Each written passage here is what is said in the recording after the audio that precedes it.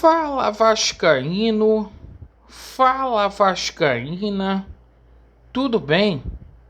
Uma boa tarde, um casaca no seu coração e que Deus possa abençoar as nossas vidas.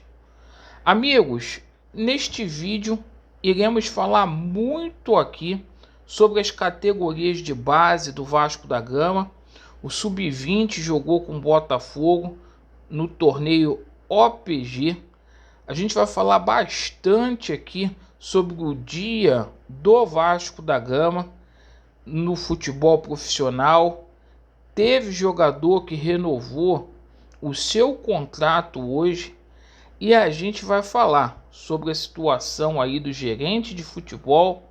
Vamos falar sobre o técnico e eu peço a sua atenção até o final deste vídeo, porque a gente vai fazer uma denúncia. O Vasco, meus amigos, virou caso de polícia. O Vasco precisa ser passado a limpo e investigado. O Vasco alugou uma sala no centro do Rio de Janeiro que pertence ao seu Osório e a diretoria administrativa do clube foi para lá. Então a gente vai falar muito sobre isso. Por favor, me acompanhe, porque o torcedor do Vasco tem que ter noção do que está acontecendo dentro do clube. E por favor, compartilhe esse vídeo para uma quantidade de pessoas, a maior possível. Deixe o seu like aí ou o seu dislike para avaliar o nosso conteúdo. Se inscreva no canal e ativem o sininho. Amigos, o Vasco da Gama hoje foi a campo, o Sub-20, e infelizmente a gente não consegue mais vencer o Botafogo. O torneio Otávio Pinto Guimarães, o OPG, o Vasco da Gama perdeu hoje para o Botafogo por 3-2. Esse jogo chegou a estar 3-0. Partida de ida que aconteceu aqui em Nova Iguaçu, no Nivaldo Pereira. E é o seguinte, agora o Vasco da Gama obrigatoriamente vai ter que ganhar o jogo de volta aí. E o Vasco, nessa gestão aí do Jorge Salgado, virando mesmo freguês de carteira do Botafogo. Bom, meus amigos, com relação ao time profissional, hoje treino lá no Moacir Barbosa, o treino visando aí a partida contra o Remo, que acontece sexta-feira às 19 horas, rodada 17, a despedida do Vasco da Gama em São Januário, nesse ano de 2021. E é o seguinte, amigos, tá confirmado aí o Gabriel Peck volta à equipe do Vasco da Gama juntamente com o Germancano. Ambos estavam suspensos. O Bruno Gomes também jogará na equipe titular e vai substituir aí o Andrei, que estará suspenso. Hoje a gente teve aí uma novidade aí, o Raus, goleiro aí, oriundo das divisões de base do Vasco da Gama, renovou o seu contrato. Foi o primeiro atleta a renovar o contrato dele terminava em dezembro, perfeito, e o Vasco da Gama estendeu até o final de 2022. Amigos, com relação à situação aí da reformulação do Vasco da Gama, envolvendo aí o novo gerente de futebol, técnico, muitas especulações, na verdade, e pouca coisa aí de concreto para poder passar para vocês.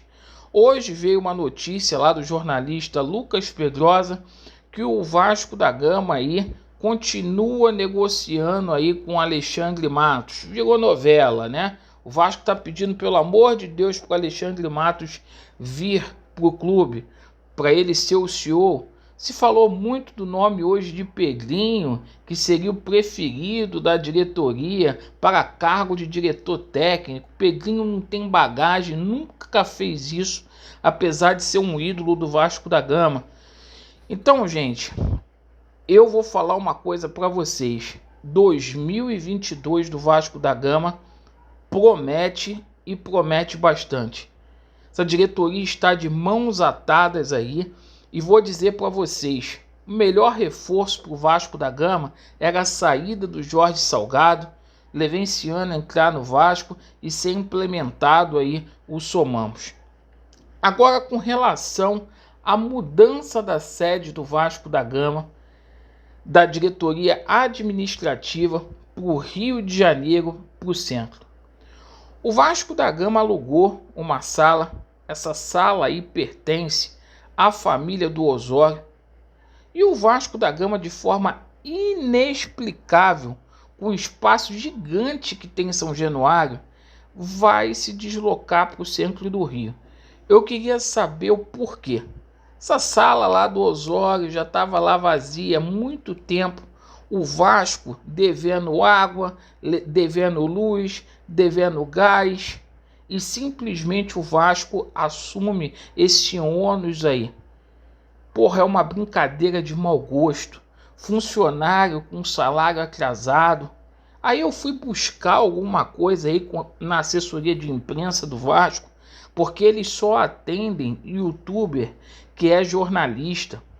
Aí falaram para mim, porra, mas essa situação aí, vocês reclamam muito porque é feito em comodato. Eu pedi aí, eu quero esse contrato. Mostre esse contrato aí para os torcedores do Vasco, se é incomodato. Se o Vasco não vai ter ônus. Vocês são uns fanfarrões, vocês estão brincando. O clube não tem dinheiro aí e vocês estão pegando dinheiro para poder fazer cabide de emprego, para fazer negociota aí. Porra, olha que conflito, gente. Olha a falta de compliance nessa situação.